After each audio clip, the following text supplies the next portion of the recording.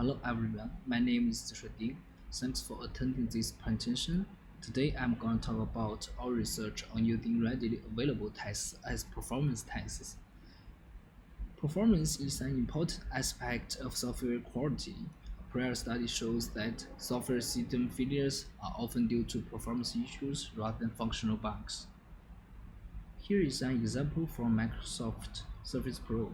Sometimes people blame that the short battery life is due to hardware issues.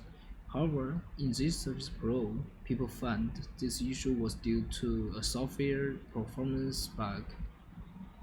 Before we go into a paper, I would like to give you a background on performance testing to detect performance issues.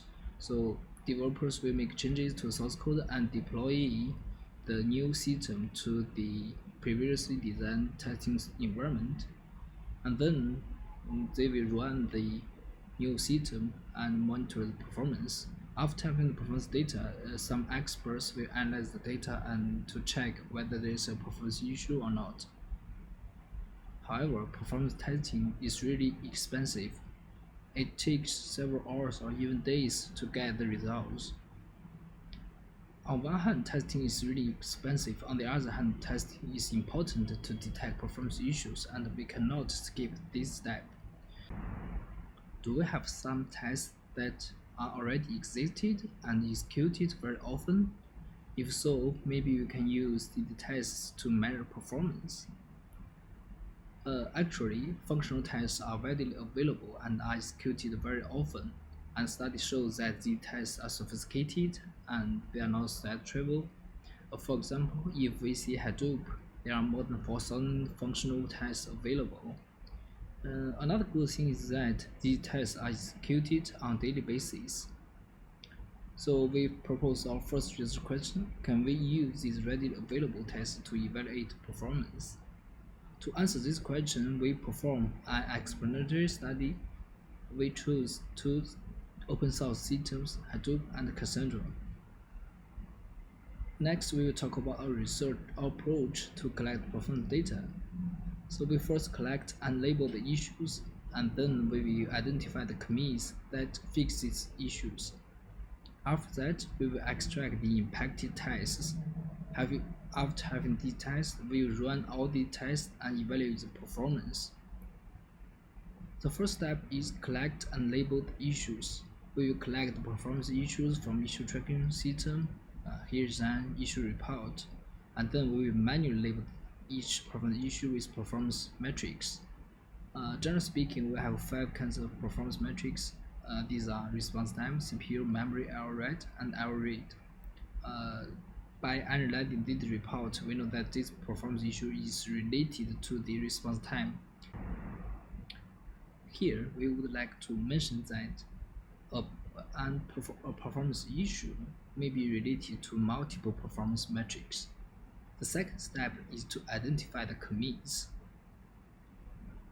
We will first collect the issue ID from the issue tracking system, and then we will search the issue ID in the commit log.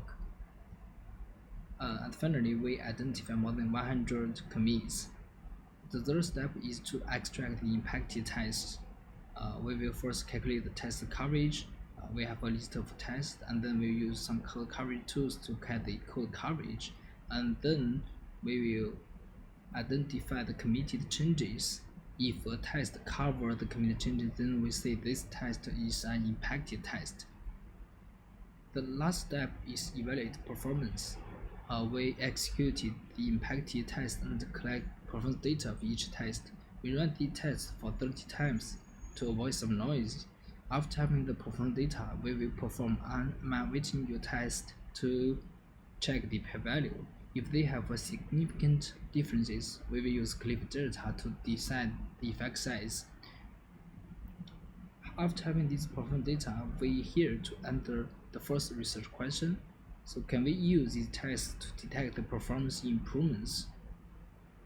Our results is really promising. We find that most of the performance improvements can be detected.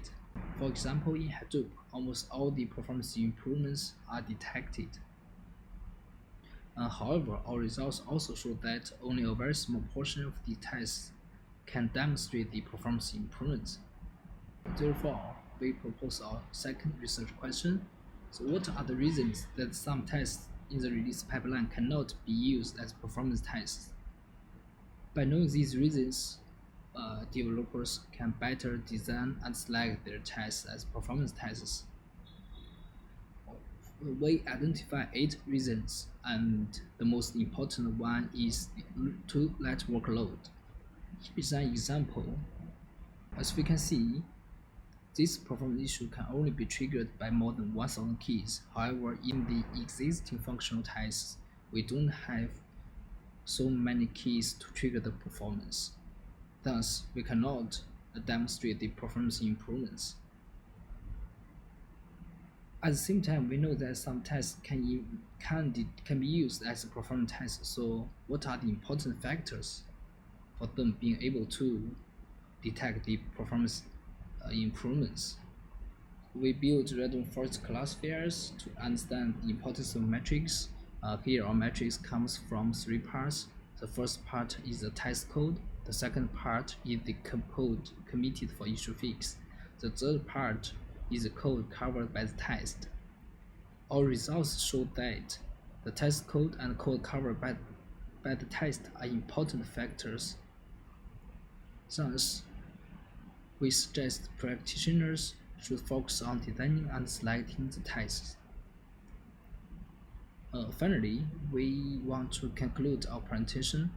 First, considering the fact that there are a lot of readily available tests and the fact that conducting performance testing is really expensive, we propose our first question that can we use these readily available tests to evaluate performance? Then we propose our method to collect the performance data. After that, we propose 3 research questions and we provide corresponding answers. Our results is really promising. We show that most of the performance improvements after an issue fix can be demonstrated by at least one test. Thanks for attending the presentation. Any questions are welcome.